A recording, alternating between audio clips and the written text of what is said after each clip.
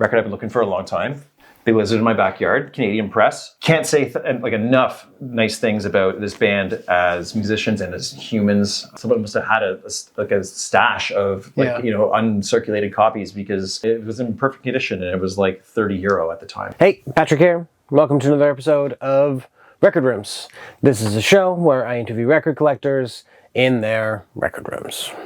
Today I'm chatting with Steve Adamyk, a name you might have seen but not know how to pronounce from his records on Dirt Nap, P-Trash, Taken by Surprise, and even my old label, Hosehead. Steve also played in the bands Million Dollar Marxists, Sedatives, Cheap Wine, Uranium Comeback, and several others. But as you might assume, the sort of main band for Steve is Steve Adamyk Band. This interview is from the same trip that I took out to Ottawa last winter when I interviewed my most recent episode's guest, Ian Manhire, as well. Deep in the Canadian winter, I drove out there by myself to interview a bunch of people, mostly trying to backlog interviews before I even started the channel. And so now here I am in July, 7 months later, editing an episode that has Christmas decor in it. Anyways, I'm working through the backlog of interviews that I have now, and this is one of the earliest ones. Steve has a pretty unique collecting quirk that I haven't really seen anybody else on the show have yet. I'm gonna let him explain it, but basically he likes sealed records. I'm not one to leave anything sealed for long, so that was kind of an interesting one for me. And like myself, Steve really likes like European picture sleeves for Punk 45s, and so that section of this interview was like awesome for me.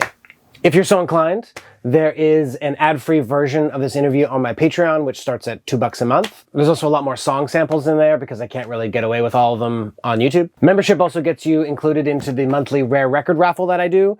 And so if you're watching this in July 2026, I actually have 2 records that I'm giving away this month. 1979 US pressing of Buzzcocks Singles Going Steady on IRS, and 1970 US pressing of Pharoah Sanders' Karma on Impulse Records. If you're watching this after July 2026, I'm giving away something else that's cool. You can always check what I'm giving away on the highlighted stories on the Record Room's Instagram account. I've also got a merch store set up, and like always, like, comment, subscribe, all that stuff really helps me grow, and I really appreciate it. Okay, now let's get into it. This is Record Rooms with Steve Adamyk.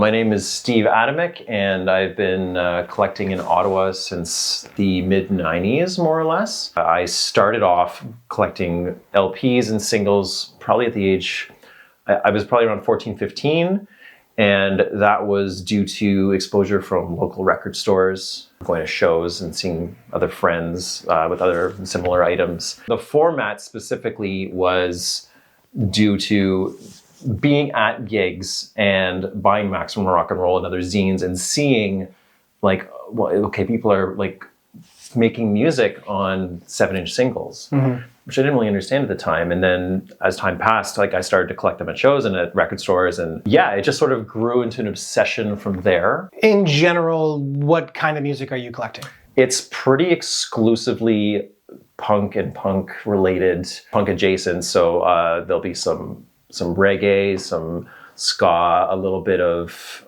rock and folk, and some indie in there. And I will be the first to admit that I am not the most diverse collector. I am a diverse listener, and I have sections of my collection that are related to specific genres. A good 80% of my collection is specifically a subgenre of punk somewhere in there. Somewhere under the punk umbrella. Yeah, exactly. Cool. Yeah. Cool.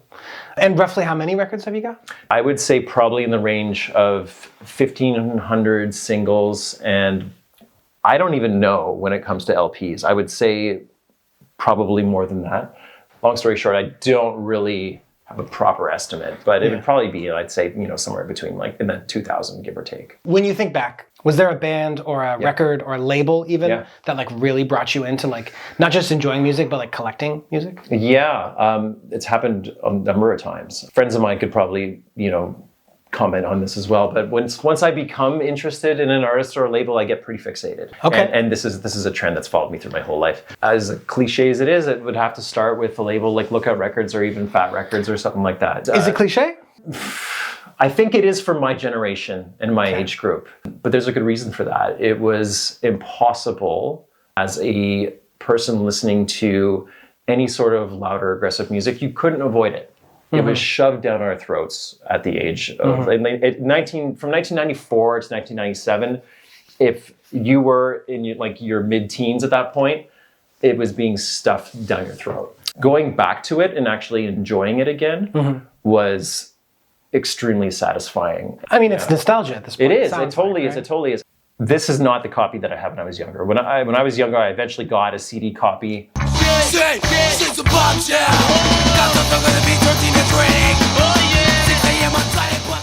But this is actually a pretty recent pressing. One of the things I'm into is sealed records. You like sealed records? I love sealed records. Really? My favorite thing is to have a record that I really love. Yeah. And on a rainy day when I'm in a bad mood, open it up and crack it open for the first time and play it. It's my favorite thing. It's like a delayed gratification when you buy, Completely. you're talking new records. No. Oh, you buy used sealed records. have. What did you buy that was used and sealed? So the first one I ever bought that was sealed, an 83 pressing of the Dickies Stukas Over Disneyland.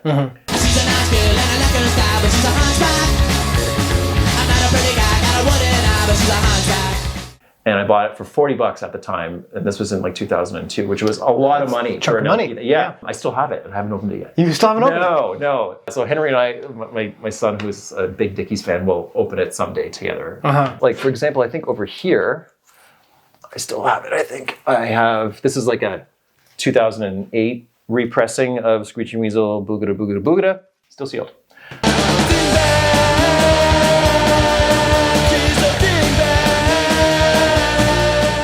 Again, a rainy day record that I will open one day. It's been a long time since I was sort of caught off guard by somebody's record collecting habit. And that one, I wasn't expecting that. If I buy a new record and it's sealed, literally the first thing I do is take it off. I have releases from this year that I've been listening to heavily on the go. When I want to play it, it'll be amazing to open it up and crack it open for the first time. So sometimes it takes a week, sometimes it takes a month, sometimes it just never happens. Sometimes it takes 15 years. Well, exactly. Yeah, exactly. Like, people have to remember, in the late 2000s, it cost $6 US to ship an LP here. So a lot of the time, records were still $12, and it was $6 shipping. You could get a single LP sent to your door for $20 Canadian. Now you'll be lucky to get that for 60 or 70. Yeah. Specifically, there was this distro at the time from the US called Bistro Distro. And I remember Bistro Distro, yeah. Bistro Distro? Yeah. I was ordering big boxes from there often. So I started to really accumulate, especially in the singles. The 7 inches really started to get out of control around that time in the 2000s. It was a good era for singles. They were cheap. They were cheap, and there was plenty of them, and they were good.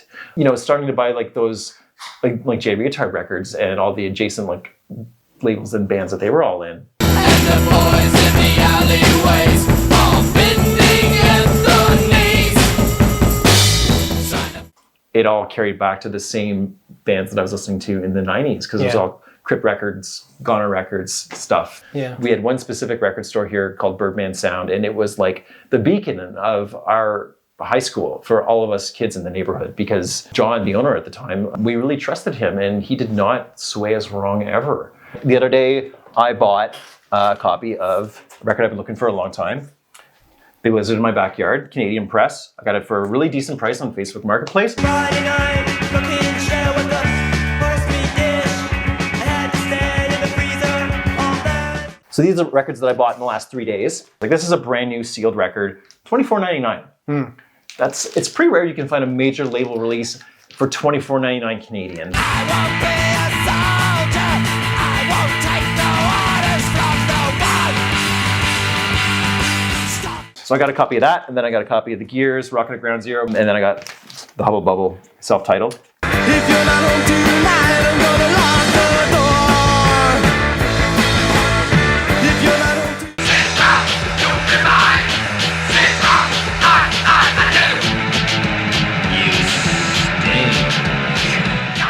can't say like enough nice things about this band as musicians and as humans.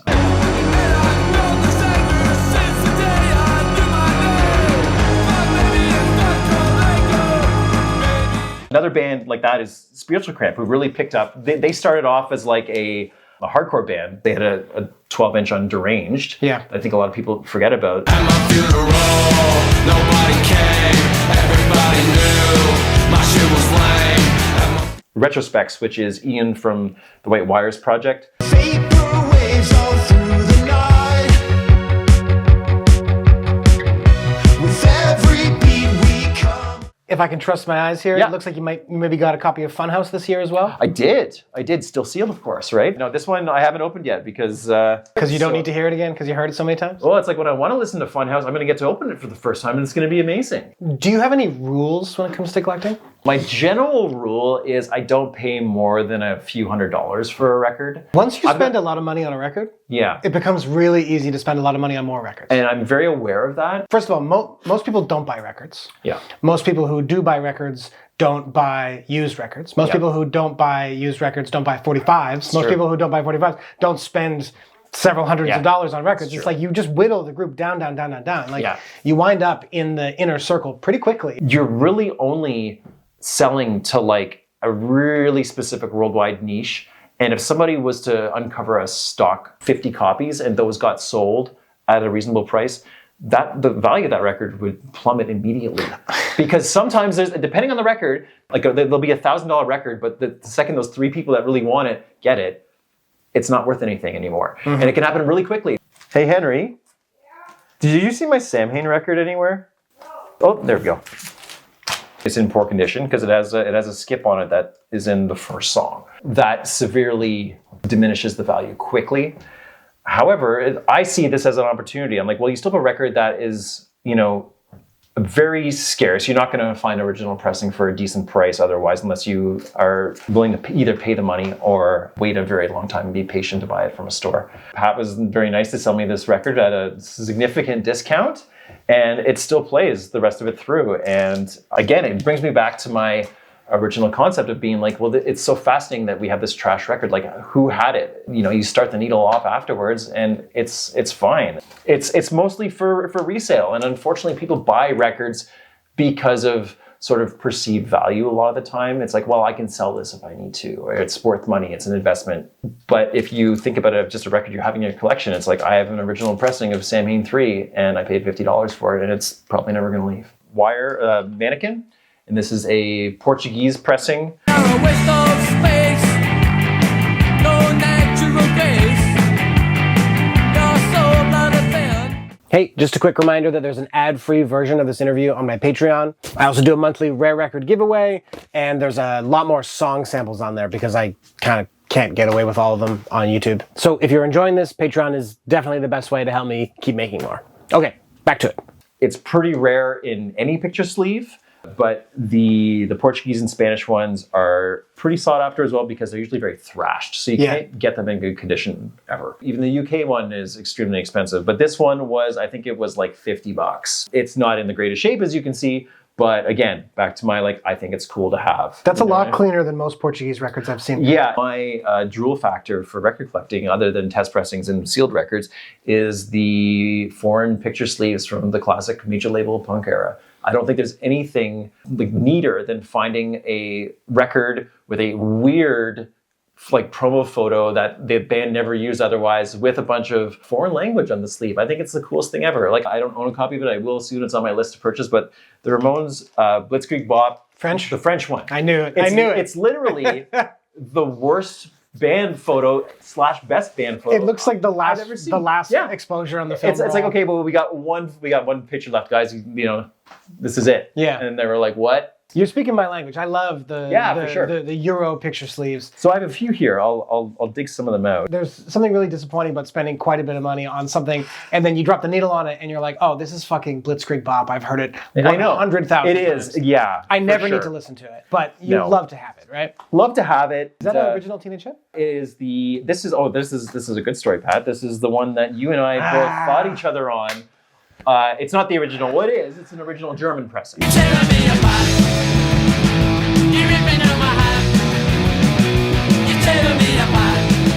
You and I were the ones, we didn't know at the time, but we were the two bidding against each other on eBay over it, and I happened to be the greediest one that day. So I've been the second highest bidder on that record on eBay a number of times. Yeah.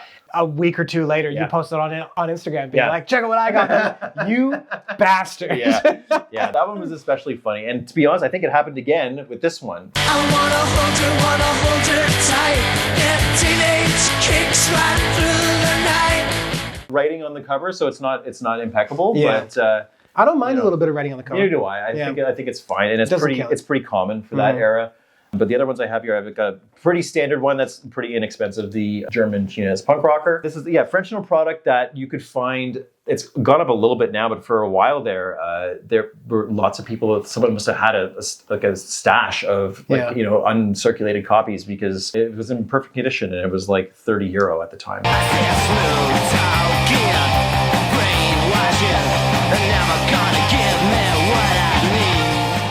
Spanish UK sub Stranglehold. I love the single version to death. It's one of my favorite punk songs, punk recordings of all time. And I think the version on the album is like unlistenable compared to this one.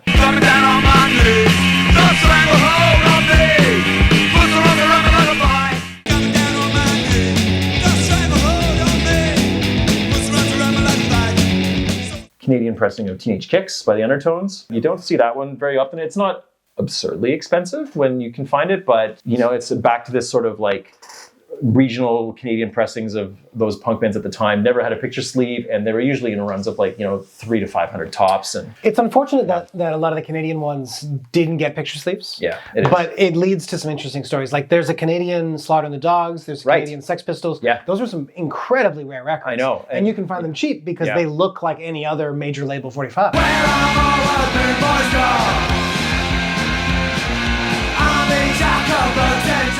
They're bizarre because they have those really like sort of standard labels from the time. But then just some American staples here. Dead Boys, Sonic Producer, and Tell Me. I've got some news for you.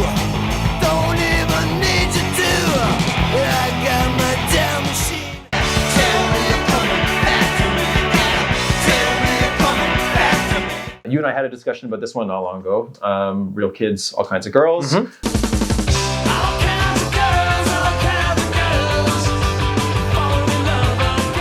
Then I got the Dickies Night in White Satin on the Portuguese as well.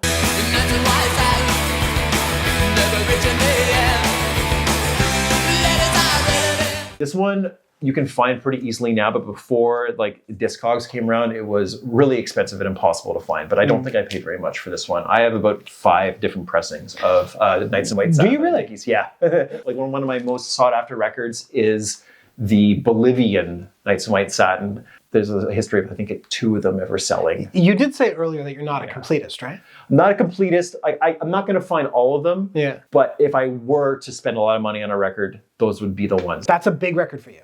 Huge. Oh, interesting. Yeah. Okay, cool. Yeah. I mean, I obviously like the Dickies. A lot of people like the Dickies. For sure. I've never come across somebody whose like favorite band is the Dickies. The Dickies really grabbed a hold of me in the early 2000s. I hadn't really been exposed to them before that. Those early records really grabbed me. Especially if you ever go to the UK. You can still find those records for pretty cheap. I'm totally happy with my Dickies LPs. Yeah, same. Same. Protex Classic. I actually bought this along with a few other records that I still have in my collection from, I bought it in Japan. Still the best place to buy records. Don't bring me up. Don't bring me up. I said don't bring. The Japanese lovely people hoarded all the greatest, specifically American and UK punk records. I don't know how or why, but they did. This was I got on eBay for dirt cheap, and it was a stock copy. It's the Kidda Band, Saturday Night Fever, Fighting My Way Back 45. Time is the only thing that heal my pain.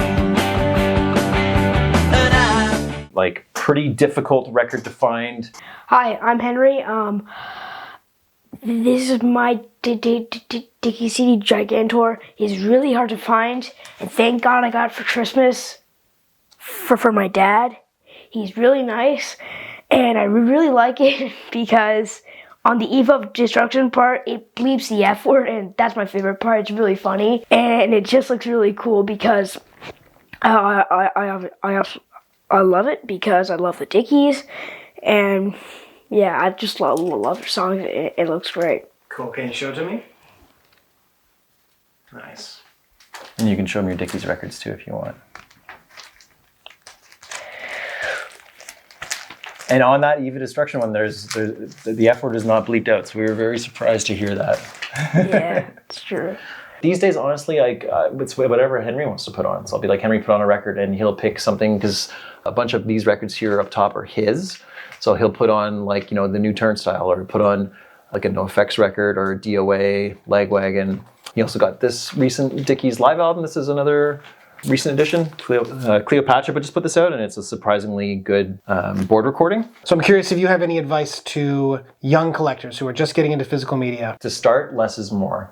Get really into the records you have at first, and don't focus on how insignificant it might look to you, because it grows quickly. Patience is your friend, and wait until you find records from when you see a band live or when you go to a record store. Going to shows and buying physical media from the artist directly is the most connected sort of way that you can sort of feel close to the artist and sort of feel inspired. Or going to a local record store and talking to the owner and seeing what they like and what they recommend to you, because that was one of the things for me that really inspired me to go deeper, was going to my favorite record store and having a really great conversation with somebody who I didn't really know very well and looked up to, and would maybe give me a little bit of a deal. And like I would say some of my happiest moments was leaving that store a few times being like, I can't believe what I have. I cannot wait to get home to listen to these records. That was so much fun. I cannot wait